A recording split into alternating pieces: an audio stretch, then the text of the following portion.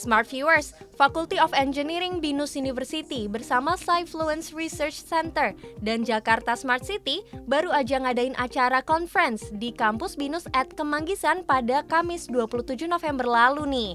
Dengan membawakan tema Strengthening Smart Cities Against Emerging Cyber Threats, para binusian gak cuma disuguhkan tentang berbagai pengetahuan tentang konsep Smart City.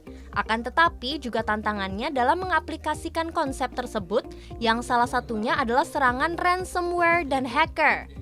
Tapi emang apa lagi sih tantangannya? Yuk langsung aja kita tanya sama beberapa narasumber yang hadir. So, smart cities at their core are hyper-connected digital environments, and because of that, there's a unique threat to them because there's just so many different attack vectors and so many different entry points for threat actors to enter into these networks.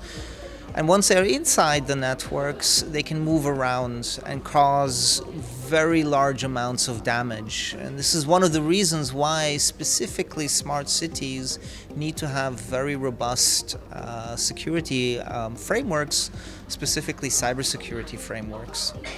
How to prevent cyber attacks? I think the first step would be to acknowledge that not all can be prevented, but to take a step backwards from that, when we look at cybersecurity threats, we need different stages. It begins with awareness, being aware of what cyber attacks are, where they can come from, education around them.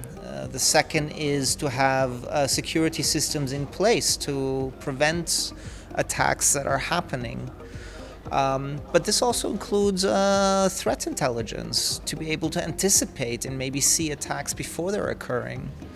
And lastly, when they do occur, we need to have procedures and frameworks in place to actually deal with cyber attacks that are occurring. Bukan anti ya, tapi nggak ada satu sistem pun di dunia ini yang benar-benar bisa tahan terhadap serangan cyber, yang aman 100% dari serangan cyber gitu. Kenapa? Karena memang celah-celah keamanan itu setiap hari ditemukan hal yang baru gitu. Sehingga kalau kita tidak hati-hati, kalau kita tidak tahu sistem kita sendiri, akan terjadi celah keamanan yang dimanfaatkan oleh hacker di luar sana untuk masuk dalam sistem kita gitu. Jadi kalau misalkan kita ngeklaim, oh sistem saya paling aman nih, sistem saya paling hebat nih, sistem saya nggak akan bisa diretas itu. Nah itu omongan yang terlalu besar gitu ya kan, dan itu banyak kejadian tuh bagaimana pimpinan satu institusi bilang sistem kita 7 layer dan lain-lain, ternyata besoknya diretas gitu ya kan. Nah kenapa kok bisa terjadi seperti itu? Nah kita lihat bahwa internet itu dari awal didesain memang tidak dengan aman gitu. TCP/IP itu didesain dengan tidak aman, sehingga akan terdapat banyak celah keamanan di sana gitu. Nah, kita ini sebagai pemilik sistem harus bisa tahu kelemahan kita itu di mana, ya kan? Sama kayak misalkan kita ini sakit lah gitu. Kadang-kadang kita sakit. Mungkin saat ini kita punya sistem yang kuat gitu.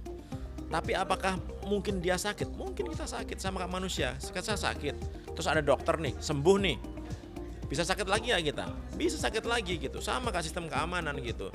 Jadi kita kalaupun kuat gitu, sehat gitu, tapi kadang-kadang nanti akan sakit gitu. Ya kan, oleh karena itu kita harus tahu kita sakitnya apa. Kemudian kira-kira celah yang akan dimanfaatkan oleh hacker itu apa, kita harus tahu gitu. Gak cuman menjadi insight yang meningkatkan awareness para binusian akan bahaya dari serangan cyber dan menjaga data, namun conference ini juga diharapkan dapat membuka dan memperkuat pintu kolaborasi antar stakeholders dalam mengaplikasikan diskusi ini ke depannya.